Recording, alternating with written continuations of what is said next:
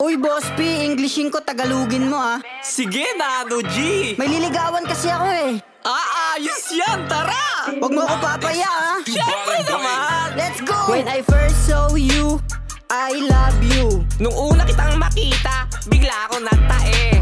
All goods in the hood, Facebook is my hood. Sa Facebook ka lang maganda, sa personal hindi. Your face is like a fireworks, your face is like on TikTok. Meron ka bang putok na parang umuusok? Your hair, I have a pet shop, I want, I love you too. Puro kuto yung buhok, hininga mo amoy bulok.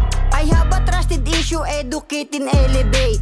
Huwag kang magagalit, meron akong kabet. I don't have a confident, but I have a overwhelm. Kahit ikaw ay pangit, di ka pagpapalit. Now calling you a baby, baby I miss you.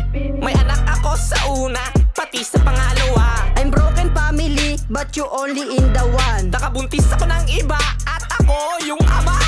Wow! Woo! I got you, man! Thanks, Boss P, you're a good translator.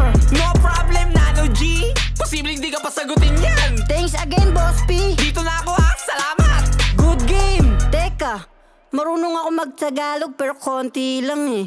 Nakabuntis ako ng iba. Hoy! Loko-loko ka talaga eh, no?